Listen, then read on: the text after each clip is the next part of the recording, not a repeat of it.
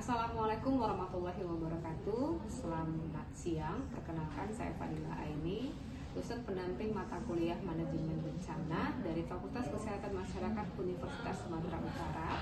Pada kesempatan ini akan menampilkan video hasil kreativitas mahasiswa FKM USU Angkatan 2022 kelas C kelompok 7. Dalam video ini akan membahas tentang apa yang dimaksud dengan bully, dampak yang diakibatkan oleh bully, serta bagaimana cara-cara mengatasi bully pada anak sekolah. Dan semoga video ini dapat bermanfaat untuk kita semua dan selamat menyaksikan.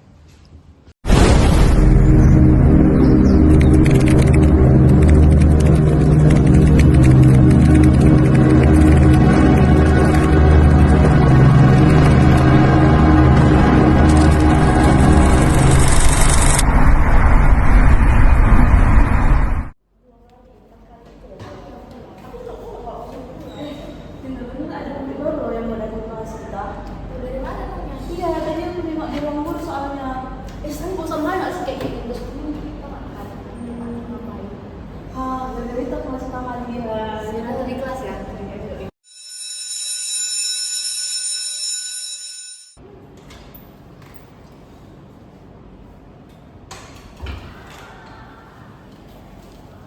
Selamat pagi anak-anak. Ibu. Sebelum kita memulai pembelajaran kita, Ibu ingin memberitahu informasi bahwasanya di kelas kita akan bertambah murid baru. Kepada teman kita yang keluar boleh masuk.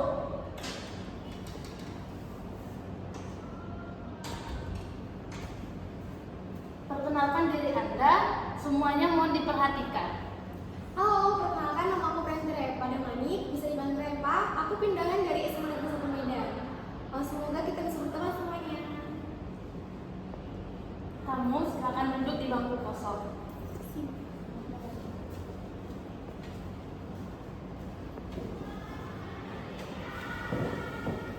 Selanjutnya, buka bukunya halaman 30. Kita akan belajar tentang metabolisme. Metabolisme proses ketika tubuh mengubah makanan dan menyebabkan proses menjadi energi. Proses yang kompleks tersebut. Boleh sih ibu ya nggak? Aku mau punya buku soalnya. Ya hilang aja kenalan cuma buat pinjam buku doang. Minimal disiapin dari rumah, udah tuh anak murid baru, terus mau disiapin dong.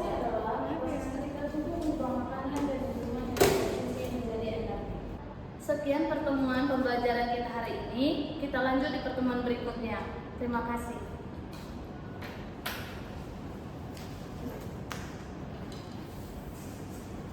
Mari saya bantu. Terima kasih.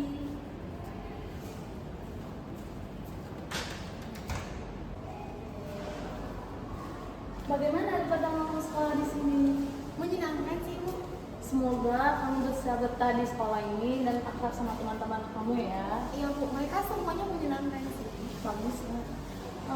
Ibu ingin memberitahukan bahwa ibu itu ibu wali kelas sekalian konseling. Jadi kalau ada keluh kesah atau ada perlakuan buruk dari teman-teman kamu bisa beritahu ibu. Iya bu. Terima kasih bu. Lah enak baru sumpah tuh kali loh. Dia masa tadi iseng lagi minjem buku. Harus gua dia caper loh guru. Baru pun berapa? Dan si fix harus kita belajar nggak sih? Oh caper, sini kau. Aku. Ya lo sebenarnya yang ngecaperkan kau. Apa? Atau sih siap-siap aja ya kalau nggak punya teman dagang suka kali sampai ke guru kayak gitu. Lagian kau minjem buku ke kami? Emang apa sih tas bukunya? Jangan dong. Jangan. Coba lihat, coba lihat. Jangan dong. Ya Allah. Jangan dong. Wah, buku tak bawa makeup. Gimana sih maksudnya? Gak ada buku tapi ada makeupnya ya. Ke sekolah mau make up iya, mau ngapain? Mau campur sama guru? Mau campur sama cowok-cowok? Balikin dong, nggak mau. Tapi kayaknya makeupnya bagus-bagus. Apa kita bawa pulang aja ya? Kalau nggak bawa aja lah. Jangan. Nanti jangan sebalik. Boleh. Kamu mau review makeupmu. Cocok ya makeupnya. Sumpah. Bagus. Bagus kok. Itu reviewnya bagus loh. Ini harus paham loh ini. Nah, mau kena tahu sumpah. Boleh balikin makeup aku nggak? Aku butuh soalnya. Butuh. banget kayak makeup. Ih, balik nih.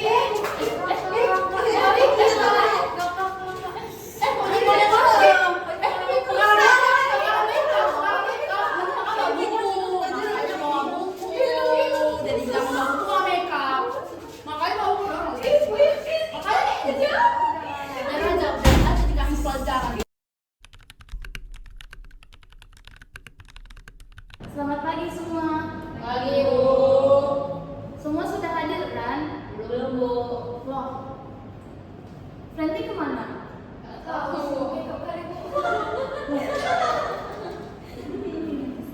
Loh, kamu nggak terlambat Franti. Maaf Bu, tadi di jalan macet.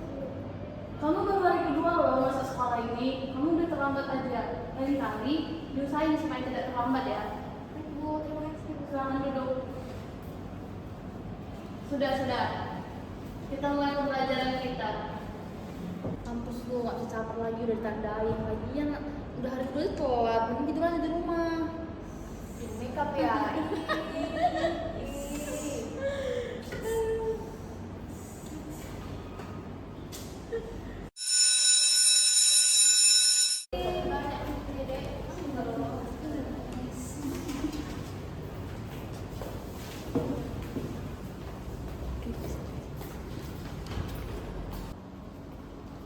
Woi, caper. Culun. Kamu mau nggak makeup lu ini balik? Gua kalau mau balik, gua harus kerjain tugas kita. Mau nggak mau harus mau. Enggak. Pokoknya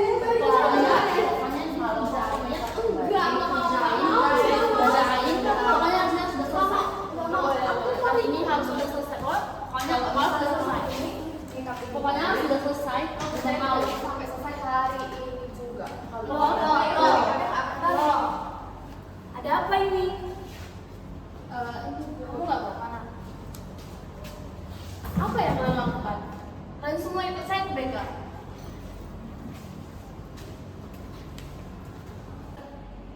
Apa yang kalian lakukan pada dia? Kalian melakukan pembulian di dalam sekolah. Itu adalah tindakan yang kurang baik. Dia hanya siswa yang baru masuk ke sekolah ini dan berusaha beradaptasi di dalam sekolah ini. Harusnya kalian mendampingi dia supaya dia dapat beradaptasi dengan baik, cepat menerima sekolah ini dan teman-temannya, bukan melakukan tindakan tersebut. Kalian paham? Saya harap tindakan tersebut tidak terjadi lagi sekolah ini. Bila terjadi, saya tidak segan-segan akan memanggil orang tua kalian atau melakukan tindakan force kepada kalian. Mengerti? Sekarang kalian minta maaf pada Franti.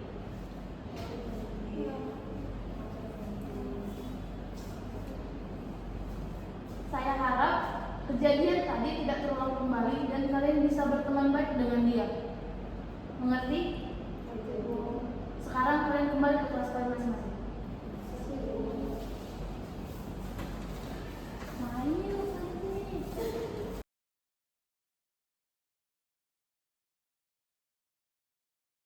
Bullying adalah segala bentuk penindasan atau kekerasan yang dilakukan secara sengaja oleh suatu orang atau kelompok yang lebih kuat. Bullying juga suatu bentuk kekerasan yang dilakukan oleh seseorang atau sekelompok orang terhadap orang lain yang lebih lemah atau tidak berdaya. Bullying dapat terjadi di mana saja, seperti yang pertama di sekolah, di tempat kerja, lingkungan sosial, atau dunia maya. Bullying biasanya juga dilakukan secara berulang-ulang dan bertujuan untuk menimbulkan rasa takut, sakit, malu, terisolasi pada korban. Ruang lingkup bullying pada anak SMA dapat mencakup berbagai aspek kehidupan sehari-hari, baik di lingkungan sekolah maupun di luar sekolah. Berikut adalah beberapa ruang lingkup bullying yang umum terjadi pada anak SMA. Yang pertama ada bullying di sekolah, yang dimana di bullying sekolah ini ada tempat yang paling umum untuk kejadian bullying di mana siswa mungkin menjadi target intimidasi, penghinaan, atau perlakuan kasar dari sesama siswanya atau bahkan staf sekolah. Yang kedua ada verbal, yaitu bullying yang dilakukan dengan penggunaan kata-kata yang merendahkan, menghina, atau mengancam seseorang baik secara langsung maupun melalui media sosial dan pesan teks. Yang ketiga ada fisik. Bullying fisik melibatkan tindakan kekerasan yang dapat menimbulkan cedera atau kerusakan pada tubuh si korban. Contohnya tindakan menampar atau memukul si korban. Yang keempat ada media sosial. Bullying di media sosial menjadi semakin umum terjadi di mana anak remaja khususnya anak SMA bisa menjadi korban atau pelaku bullying melalui postingan, komentar atau pesan pribadi pada media sosial pribadi. Selain itu, dapat mencangkup penggunaan media sosial untuk menyebarkan informasi yang merendahkan, menghina, atau menyebarkan hoax. Yang kelima ada bullying berbasis identitas. Bullying yang berfokus pada kebudayaan atau agama tertentu di mana individu atau kelompok tertentu ditekankan atau dicemooh karena perbedaan budaya atau kepercayaan agama mereka. Yang keenam ada bullying emosional, meliputi perilaku seperti mengancam, mengintimidasi, atau memanipulasi emosi seseorang tanpa kekerasan fisik. Yang kedelapan ada bullying akademik, bullying yang merujuk pada perilaku intimidasi yang terjadi di lingkungan pendidikan seperti penghinaan terhadap penampilan atau kemampuan akademik seseorang. Yang kesembilan ada seksual. Tindakan bullying yang meliputi komentar atau perilaku bersifat seksual yang tidak diinginkan, pelecehan fisik, atau ancaman seksual. Yang ke-10 ada sosial. Bullying sosial melibatkan pengabaian, pengecualian, atau pengisolan seseorang dari kelompok atau komunitas. Ruang lingkup bullying mencakup berbagai jenis perilaku yang melibatkan ketidakadilan, penindasan, atau intimidasi terhadap orang lain. Dan biasa terjadi di berbagai lingkungan dan konteks kehidupan sehari-hari. Bullying bisa memiliki dampak yang serius dan merugikan bagi korban, termasuk masalah kesehatan mental seperti depresi, kecemasan, rendah diri, dan bahkan pemikiran untuk bunuh diri. Oleh karena itu, penting untuk mengidentifikasi, mencegah, dan mengatasi bullying di semua tingkatan masyarakat, mulai dari lingkungan sekolah dan tempat kerja hingga di rumah dan di dunia daring. Kemudian ada mitigasi bullying. Yang pertama, mampu mendeteksi secara dini kemungkinan akan terjadinya bullying. Yang kedua, menanamkan nilai-nilai keagamaan serta cinta kasih antar sesama. Yang ketiga, membangun lingkungan yang penuh kasih sayang sejak dini dengan memperlihatkan cara berinteraksi yang baik. Yang keempat, mengajarkan etika terhadap sesama seperti menumbuhkan rasa kepedulian serta saling menghargai. Yang kelima, membangun komunikasi yang efektif antara siswa dan guru, orang tua dan guru, serta anak dan orang tua. Yang keenam, menciptakan suasana lingkungan yang aman, nyaman, dan kondusif, baik di rumah maupun di lingkungan sekolah. Yang ketujuh, membangun kesadaran akan bullying serta pencegahannya. Yang kedelapan, orang tua memberikan pendampingan kepada anak dalam menyerap setiap informasi dari media digital. Dan yang terakhir, sekolah menciptakan budaya yang beratmosfer belajar yang baik seperti belajar tanpa ada rasa takut melalui pendidikan berkarakter. Kemudian ada kesiapsiagaan bullying. Yang pertama, merancang dan membuat kebijakan atau program pencegahan tindakan bullying. Yang kedua, mengadakan diskusi atau ceramah mengenai perilaku bullying. Yang ketiga, untuk kesiapsiagaan di sekolah, menyediakan pertemuan berkala dengan orang tua atau komite sekolah. Yang keempat, masyarakat dapat membangun kelompok masyarakat peduli terhadap perlindungan anak. Dan yang kelima, menyediakan akses pengaduan atau sebuah forum dialog. Lalu ada jenis bully. Yang pertama, bully secara verbal. Bully secara verbal ini seperti mengejek, menghina, memaki, mengkritik secara kejam, baik bersifat pribadi maupun rasial. Yang kedua, ada bully secara fisik. Bully secara fisik seperti memukul, menampar, menendang, mencekik, mencakar, dan sebagainya. Yang ketiga, bully secara rasional. Bully secara rasional seperti mengasingkan korban bully, menolak berteman, bahkan mengucilkan korban bully, mendiskriminasikan korban bully, dan lain sebagainya. Yang keempat ada cyberbully. Cyberbully itu adalah jenis bully terbaru dikarenakan semakin berkembangnya teknologi, internet, dan media sosial. Contoh cyberbully adalah korban terus-menerus mendapatkan pesan negatif dari pelaku bullying baik dari SMS, pesan internet, dan media sosial lainnya. Bentuknya bisa berupa mengirim pesan yang menyakitkan atau menggunakan gambar, lalu meninggalkan pesan voicemail yang kejam, bahkan membuat website yang memalukan bagi si korban. Yang kelima, dalam bentuk pelecehan seksual. Ini bisa dikategorikan perilaku fisik atau verbal. Meningkatnya aksi bullying di Indonesia memerlukan perhatian lebih lanjut. Hal terbaik yang dapat dilakukan adalah mengambil tindakan pencegahan sejak dini. Website Kementerian Pemberdayaan Perempuan dan Perlindungan Anak Republik Indonesia melaporkan bahwa ada beberapa cara untuk pencegahan perundungan. Upaya pencegahan yang mungkin dilakukan dapat dibagi menjadi 2 kategori. Yang pertama, program pencegahan dan program pengobatan dengan interferensi pemulihan sosial. Kita sering mendengar istilah interferensi pemulihan sosial sebagai salah satu jenis rehabilitas. Program pencegahan dapat dilaksanakan secara komprehensif, dimulai dari anak, keluarga, sekolah, dan masyarakat. Berikut beberapa hal yang dapat dilakukan untuk mencegah tindakan bullying. Yang pertama, pencegahan pada anak. Bullying sering sekali terjadi di sekitar anak-anak. Mengajarkan anak-anak tentang akhlak agama yang benar sejak dini dapat mencegah mereka menjadi pelaku intimidasi. Selain itu, membantu anak-anak memahami bentuk-bentuk penindasan usia sejak dini akan membantu mencegah penindasan, baik mereka yang melakukan penindasan maupun yang ditindas. Pemberdayaan anak usia dini bertujuan untuk anak-anak belajar mengenali kemungkinan penindasan usia sejak dini. Anak-anak dapat melindungi dirinya ketika ditindas. Anak-anak dapat berempati terhadap anak lain yang menjadi korban bullying dan menawarkan bantuan dari bullying. Hal ini dapat berupa rekonsiliasi, dukungan verbal, atau pelaporan ke pihak sekolah. Yang kedua, ada pencegahan oleh keluarga. Pencegahan oleh keluarga berupa salah satu prinsip terpenting untuk mencegah anak terlibat dalam bullying. Pencegahannya dapat dilakukan dengan meningkatkan ketahanan keluarga dan penguatan pola pengasuhan. Langkah-langkah yang akan dilakukan adalah yang pertama, menyampaikan nilai-nilai agama, lalu menciptakan lingkungan yang ramah keluarga, menguatkan rasa percaya diri dan keberanian anak, membekali anak dengan pengetahuan etika terhadap orang lain sehingga dapat belajar menghargai berkomunikasi. Lalu, media digital kepada anak memberikan dukungan untuk berkomunikasi, informasi dari masyarakat. Lalu yang ketiga, ada pencegahan di sekolah. Pencegahan dapat dilakukan dengan cara sebagai berikut.